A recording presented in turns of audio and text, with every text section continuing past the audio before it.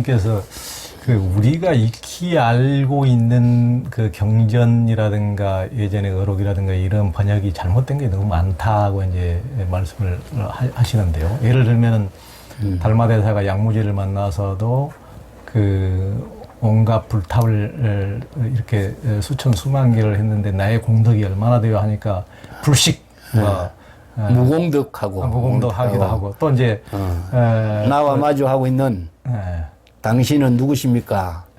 불식하고 또 육조 대사 육조 해능이 일체 아무것도 글자 한자도 모르는 무식쟁이였다. 불식문자. 불식문자 이런 것도 이게 그 해석이 잘못된 거다 이렇게 말씀하셨는데 그렇죠. 왜 그러신 겁니까?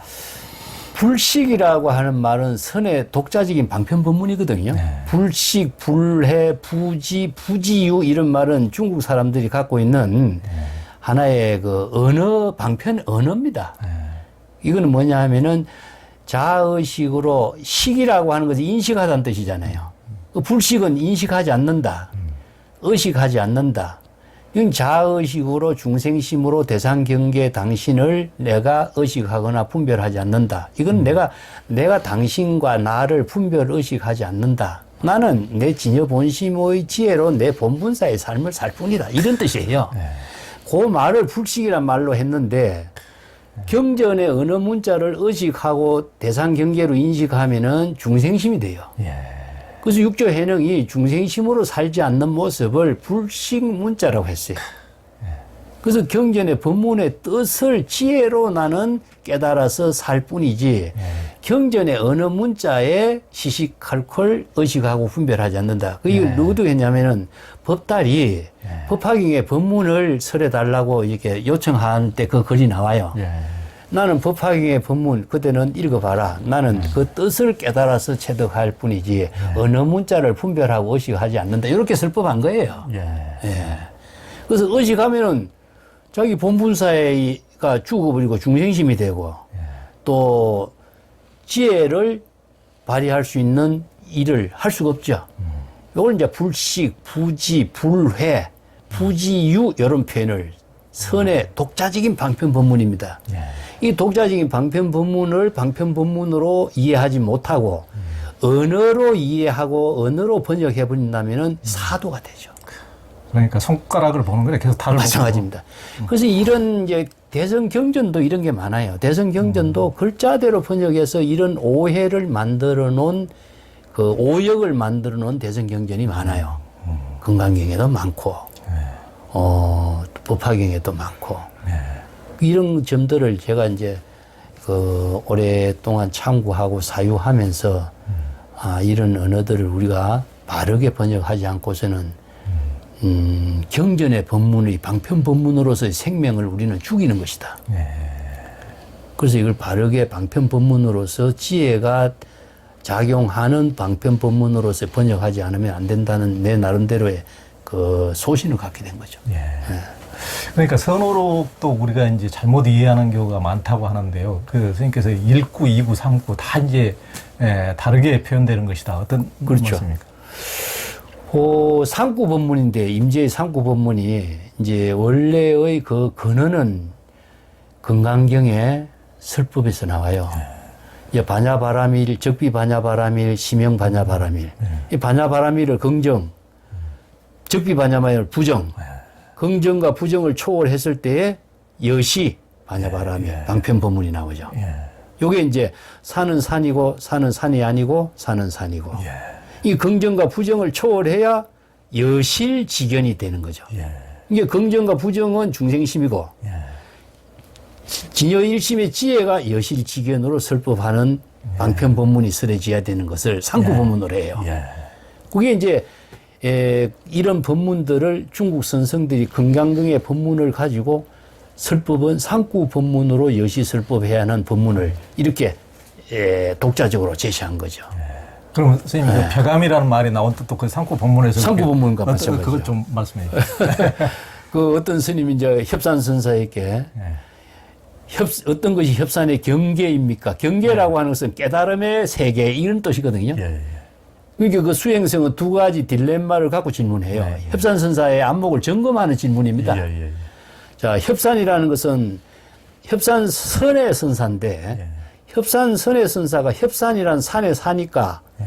너무나 유명한 선성이 사니까 산이 유명해서 협산이 된 것이 아니라 협산선사가 유명해서 그렇죠. 협산이 된 거예요. 예, 예. 그래서 이제 협산선사는 산도 되고 협산선사의 지혜도 돼요. 예.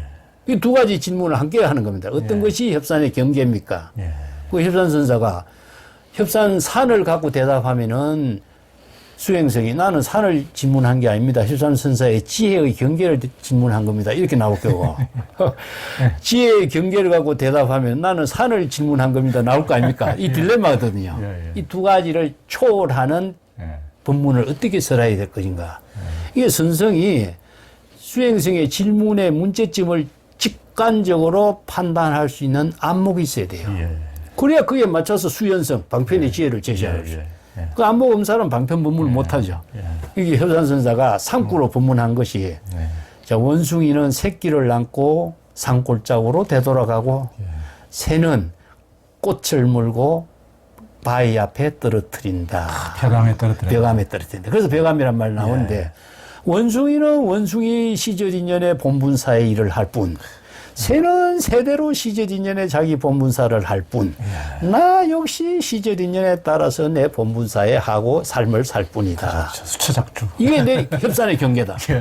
이렇게 일체의 모든 대상을 초월해서 자신의 본분사의 묘형을 개송 법문으로서 한 것이 예. 중국의 독자적인 법문입니다. 예.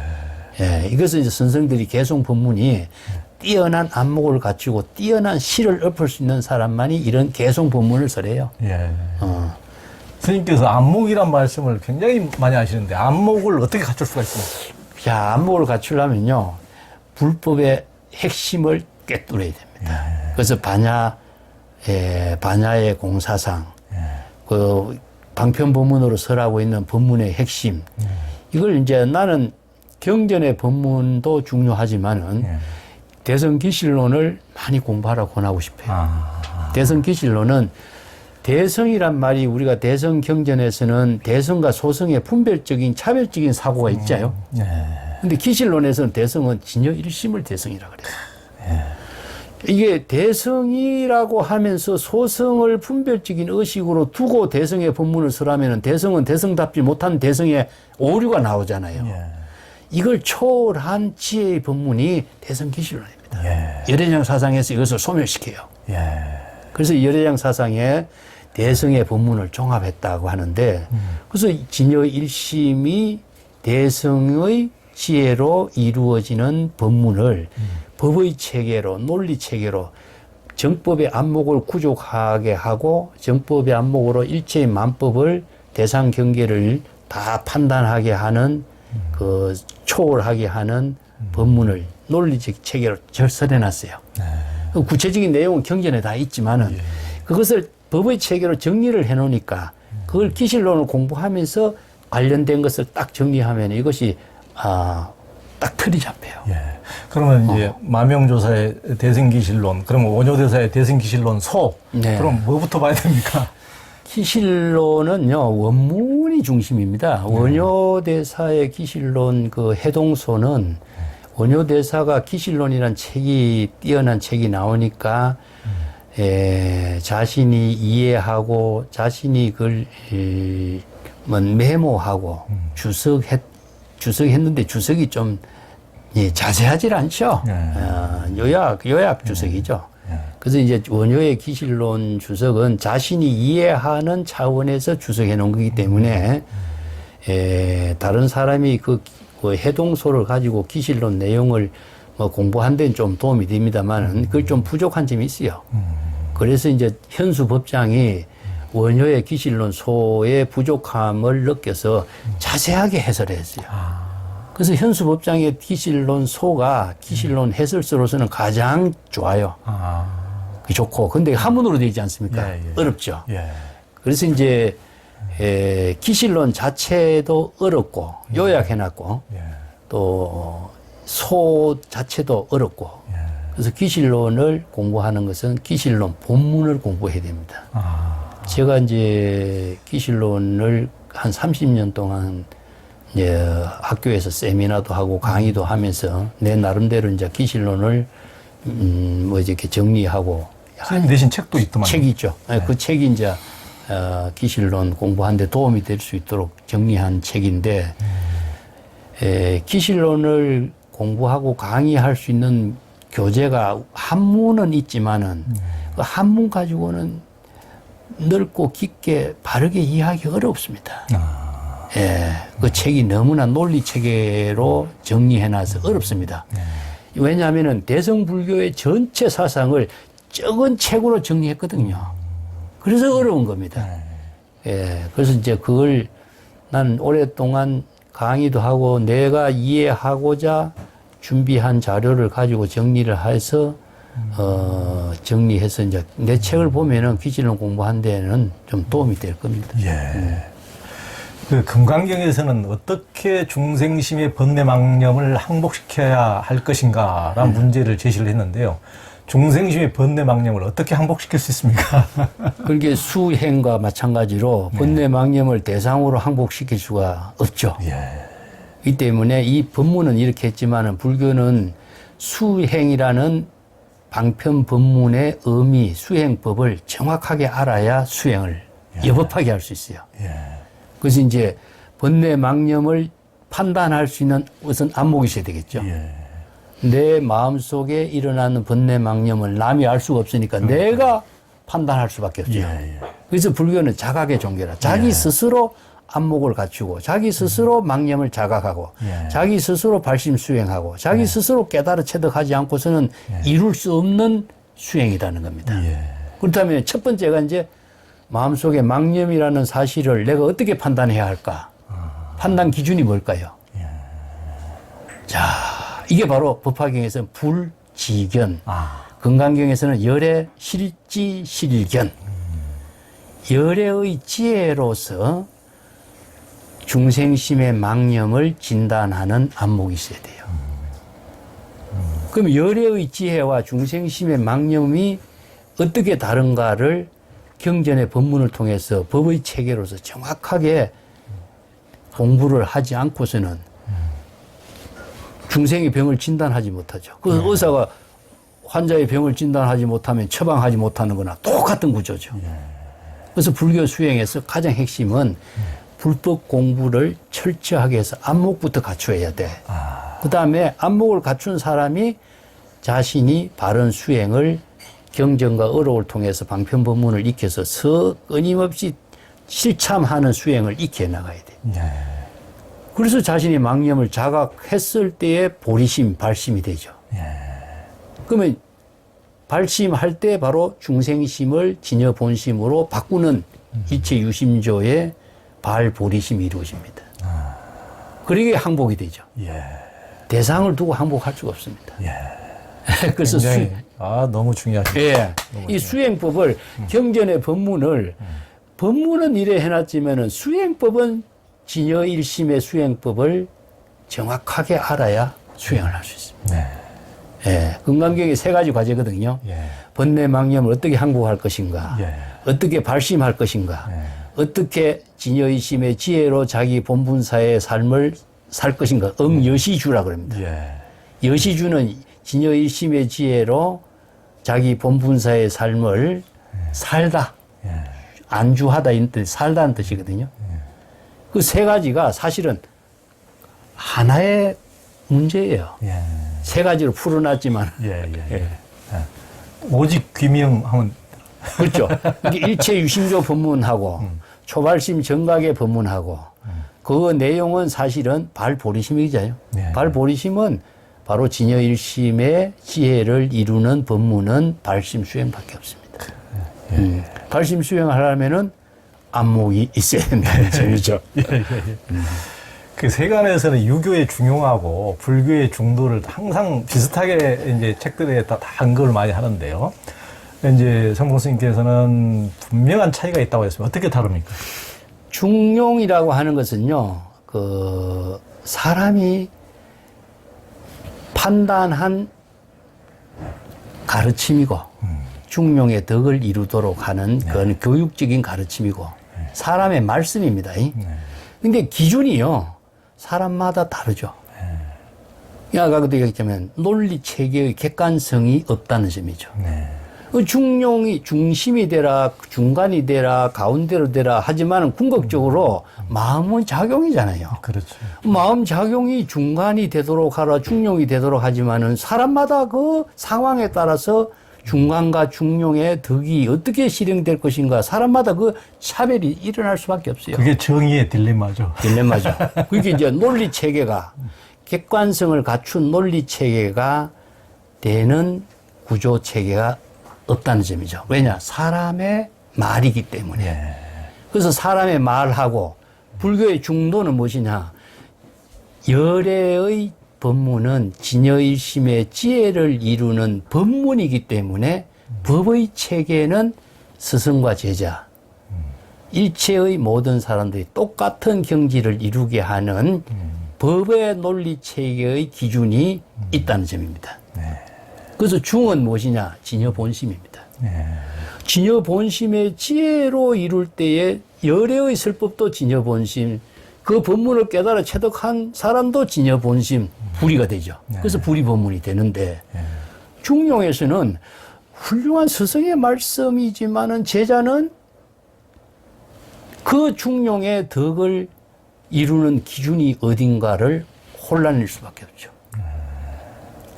그러니까 스님께서 과거, 현재, 미래 3세 제불이 일체 깨달은 경지가 똑같다. 똑같아야죠. 진여 본심으로 가면은 일체. 이제 진여 본심을 제로라고 하는 숫자에다 그렇죠. 개념 방편 법문으로 설해놓은 논리죠. 그 이제 스님께서 일본까지 가서 선으로 박사학위 공부까지 이제 하신 것은 젊은 날 서웅 스님의 임재록을 읽고 궁금증이 생겨서 서웅 스님 이제 조계종 전 중정이셨는데 70년대 종정 스님 서웅 스님을 친견했다가 서웅 스님이 일본 가서 공부를 해라. 서웅 스님도 이제 일제시대 일본에서 공부해 오신 분이고 그렇습니다. 그래서 이제 독려하시고 또 후원도 많이 해주시고 그렇게 하셔서 이제 일본에 가서 이제 고마자와 대학, 일본의 선의 가장 유명한 대학에서 이제 공부를 하셨는데요. 일본에 보면은 이제 교토 학파의 태도인 이시타 기타로, 저도 이제 교토에 가서 철학자의 길을 유명하지 않습니까? 저도 걸으면서 이시타 기타로라는 사람이 너무나 참 삶이 이런 말할 수 없이 고난에 뭐 자식들도 다 일찍 죽어버리고 막 혼자 외로움에 참 몸부림치면서 살면서 외국도 한 번도 안 나가보고 참 처절한 그 고난과 고통 속에서 어떤 그 오직 선불기 어떤 꽃을 피우는 이분의 삶도 참 독특하더라고요. 그런데 이분이 이제 일본이 자랑하는 교토학파의 태도신데 니시다 기타로가 일본 2차 대전 전쟁으로 모든 책이 다 불타버려도 임재록 한 곳만 남아있으면 다시 일어설 수 있다. 이렇게 말을 했다고 그러는데 왜 임재록이 태어나서 일어설 수 있는 힘을 준다고 했을까요? 아, 글쎄요. 그거는 그분의 뭐 어떤 뜻으로 이렇게 했는지 모르지만은 임재록하고 논어 이야기했죠. 논어하고 고전 두 개를 그렇게 손꼽았는데 니시다 기타로의 친구가 스스키 다이제스입니다. 두 사람이 고등학교 동창이에요. 아, 그렇구나. 스스키 다이제스는 이제 미국 가서 엄청난 선물을 세계 알린 분이고. 그분이 어디냐, 가나자와라고 하는데 그 출신인데, 그 두 사람이 참 훌륭한 그 역할을 했죠. 그 서웅 스님이 가장 그 영향을 받은 스승이 누구냐면은 히사마츠 시니츠라고 구송 박사라고 하는데 그분이 니시다 기타로 하고 스즈키 다이제스의 제자예요. 이분이 교토대학에 이제 철학과 교수로 있을 때 만나셨던 분인데 그 이분들이 그 당시에 임재록을 공부를 많이 하게 된 것은 그 임재록을 임재종파의 그 어록을 많이 이렇게 읽었던 것 같아요. 임재종 그 선성들의 법문들 많이 보고. 니시다 기타로 1기장의 그 전집에 마지막 권에 있는데, 그걸 보면은 칸트를 읽다, 임재록을 읽다, 자선하다, 이런 것이 메모 일기가 많아요.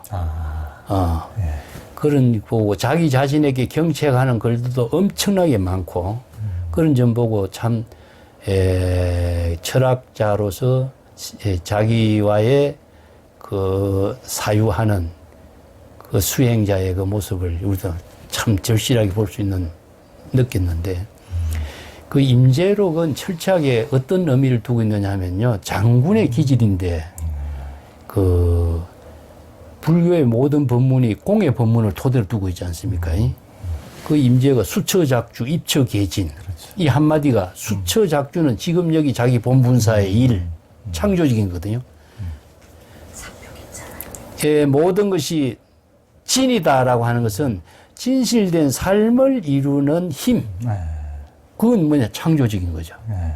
자, 그거는 이제 일본의 나라의 문제를 둔 것보다도 사람들에게 용기를 주는 하나의 법문이라고 나는 이해할 수 있지 않겠느냐. 우리들이 각자가 철학을 한다든가 경전을 공부한다든가 하는 것은 우리가 국가를 건립하는 일보다도 자기 자신을 건립하는 일이 중심이 되잖아요. 그래서 우리가 나라가 이루어진다는 것은 자신이 건립이 했을 때 나라가 좋은 지혜로운 삶을 함께 지혜로 만드는 힘이 이루어지지. 자신이 건립이 되지 않는데 나라가 어떻게 건립이 되는 힘이 만들어지겠어요. 그래서 우리가 불교의 가장 핵심은 출세간의 지혜와 세간의 지혜를 함께 이루는 힘이라는 거죠. 그 힘은 자기 자신이 구제적인 힘을 이룬과 동시에 보살도의 힘으로서 창조하는 힘을 함께 보살도로 실행하는 힘을 발휘할 수 있다는 거죠. 그런 점이 임재록 같은 데서 중국에, 이제 일본 같은 데 굉장히 큰 힘이 사람들에게 어필하고 있죠.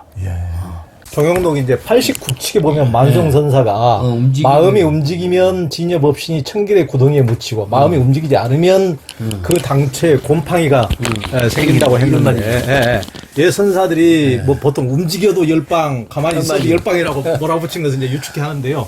왜 마음이 움직여도 움직이지 않아도 탈이 난다고 한 것입니까? 예, 진여법신은 우리가 본래 면목인데 움직이면 번뇌망념이 움직이잖아요.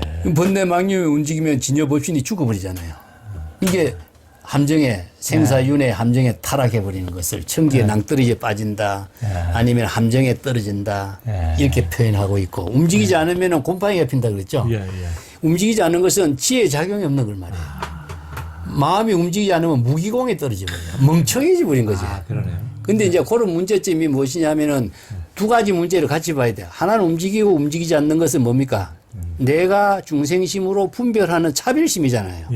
이런 중생심으로 움직이고 움직이지 않는 차별심을 가지면은 다 잘못된 거다. 이것을 초월하는 게 뭡니까? 두 가지의 선과 악, 움직이고 움직이지 않는 중생심의 망념을 비워라. 그러면 비우는 것은 진여 본심으로 되돌아가야 자기 본분사의 묘용을 이룬다. 이런 법문을 그래서 설해요. 그러니까 스님 굉장히 지금 중요하신 말씀을 해주셨는데 요즘에 이제 뭐 명상을 한다면서 그 대중들이 뭐 한강에서 멍 때리기 대회 이렇게 하는데 이제 누가 그러더라고요. 진짜 수행을 하시는 분의 우리 이제 스님이 말씀하시면 그런 것 같은데 그 가만히 있어서 그 멍하니 있으면 좋다 그러는데 그것은 명상이 아니고 그건 멍상이다. 멍청한 거다. 이게 무기공이라고 그래요. 무기공. 이제 부모 미생 이전 본래 면목 선악을 도막 사량하라 이런 표현들을 법문하고 같아요. 공의 법문이 모든 수행에는 공의 법문이 항상 밑에 깔려 있습니다. 그럼 공은 두 가지를 비움으로 해서 본래로 되돌아가잖아요. 그래서 비운다라고 하는 말은 본래로 되돌아갈 때 비워지는 것이지 어떻게 비워지겠어요? 근데 비우라 하지만은 비우려고 하면 절대 비워지지 않습니다. 마음을 닦으라 하면 못 닦는 거예요. 그 수행이라고 하는 언어를 정확하게 알아야 정법 수행을 해. 본래로 되돌아가는 거. 본래로 되돌아가는 건 발심밖에 없어요. 그러니까. 이런 불교의 수행 체계 법을 알아야 발심 수행하지. 언어를 안다고 수행할 수 있는 거 아닙니다. 그러니까 언어에 다 속아 넘어가죠. 언어에 속죠. 나는 이제 좀 비판적인 말을 좀 내가 자주 하지만은 참 젊은 사람들이 구법행위라는 원력을 세워가지고 선언에 수행하고 어디에서 수행한다고 하면서도 이 아까운 시간을 보낸다라고 하는 점이 참 안타깝게 여겨져요. 그러니까 오직 앉아만 있으면서 그냥 뭐 앉아 있는 것도 그렇고 스님께서 좌선이라는 게 그게 좌선이 아니라고 그러셨잖아요. 삿된 방향에서 찾고 있는 거죠. 예. 이게 이제 사도행위라든가 외도행위 있는 거죠.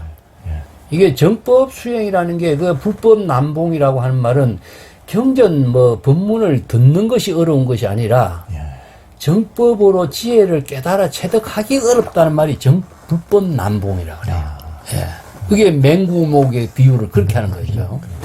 그러니까 뼈 아픈 대목이 스님께서 좌선이라는 것이 앉아있다고 그게 좌선이 아니고 그거는요. 진여일심으로 돌아가는 것이 좌선이다. 그렇습니다. 본분사. 네, 본분사로. 예. 이게 앉아 있는 것은요, 이거 형색에 빠진 거예요. 형색에. 예. 이 불교는 유심의 도리를 깨닫는 거, 유심의 본문을 지혜로 이루는 것이지, 앉고 서고 행주자와의 행동에 있는 게 아닙니다. 예. 이게 착각하고 있는 거죠. 그러니까 참 중요하신 말씀입니다. 굉장히 참 스님을 모시고 이 우리 조연 TV 휘심정 독자들이 참 이제 진짜 진여일심으로 돌아갈 길을 딱. 근데 불교는 정말 공부할 게 많습니다. 공부할 게 많아서 행복하다. 나는 그렇게 보는 것인데, 사람이 공부할 게 없으면은 사람이 뭐 하겠느냐. 괜히 쓸데없이 시간 낭비할 거 아니냐. 예. 난 이렇게 항상 카드를 갖고 다니면서요. 카드 좀 보여주세요. 오늘 아까 이 카드는 내가 오늘 여기 이메일 보고 독자들한테 보고 이렇게 적은 카드인데 내가 이렇게 이 카드를 사용해. 그러니까 카드 하나하나. 이런 카드가 수도 없이 많아요. 이게 나는 지금 몇만 장이 되는지 몰라요. 오, 정말 대단하시네. 그래서 이 카드 정리를 하면서 내가 스스로 사유하게 되고 이게 내가 손으로 쓰라는 거죠. 이게 사유의 힘이 여기 있다. 그래서 손하고 뇌는 머리는 같이 돼 있어. 그래서 나이 든 분들께 사경을 내가 권하는 이유가 머리로만 눈으로만 읽는 공부는 절대 안 된다. 쓰라. 손으로 써야 내가 머리가 사유를 하게 되고 읽고 쓰고 사유하는 힘이 몇 배로 증가된다. 그래서 카드를 내가 만들어서 줘요, 이걸. 인쇄소 가서 이거 몇 박스씩 만들어갖고 공부한 사람들께 막 나눠줘. 무조건 경전 여기 사경하라. 이거 들고 다니면서 이거 사경하고 읽고 사유하라. 이 방법을 나는 자꾸 권하죠. 나도 이 방법을 쓰니까 이걸 분류하고 정리하면서 나는 남의 책을 보고 이렇게 논문을 안 써요. 내 카드 갖고 주석하고 내 카드 갖고 정리하고 이런 방법을 하니까 많은 자료를 되도록이면 이해의 폭을 넓게 해줄 수 있고 내가 이해 안 되면 다른 사람이 이해 안 될 거 아닙니까? 지극히 아날로그적이지만 굉장히 지혜로우신 방법. 그러니까 방법은 아날로그고 이 지혜 생각은 디지털이시고 선승의 디지털. 근데 이제 우리 세대에는 컴퓨터에 그렇게 능하지 못하니까 이 방법이 30년, 40년 전부터 해왔으니까 이 방법이 나는 익었어요. 그래서 이걸 해요. 이게 똑같은 카드를 어떤 거 보면은 수십 장을 쓰는 거라. 그래도 또 써.